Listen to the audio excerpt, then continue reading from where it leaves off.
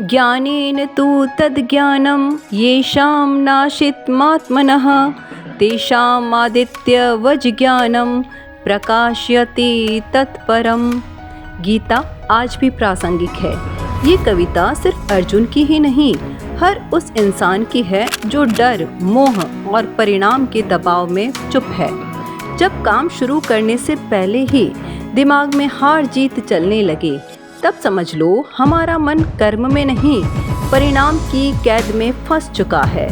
ऐसे में गीता सिखाती है निष्काम कर्म, यानी फल की इच्छा त्याग कर शुद्ध मन से कर्म करना।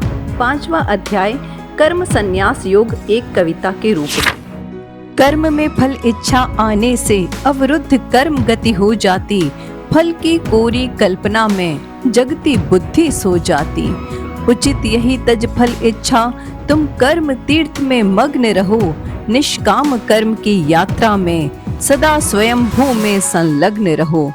तू बस अपना कर्म किए जा, फल की चिंता छोड़ निडर, फल देना मेरा कर्म है, मेरे कर्म की तू न चिंता कर। ग्रहण त्याग गुण प्रकृति के निर्बाध इन्हीं पर चलती है, निष्काम प्रकृति तुझ में भी भर श्वास तत्क्षण तजती है। सृष्टि कर्म का करता ईश्वर, निष्कामी होकर अकर्ता है, नहीं बांधते कर्म उसे, यद्यपि जगती का धरता है। रख कर सारे स्वार्थ परे तुम, जग हित में ही कर्म करो, तज आसक्ति निष्काम कर्म में, एक योद्धा का धर्म धरो। आसक्ति है मन में जब तक, द्वेष राग से निजात नहीं, निष्काम न हो यदि कर्म तुम्हारे, तो कर्मों वाली बात नहीं।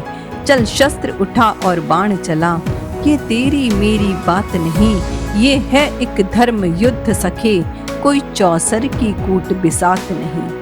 भगवद गीता के प्रत्येक अध्याय को सरल कविता के रूप में सुनने के लिए सब्सक्राइब करें। जय श्री कृष्ण।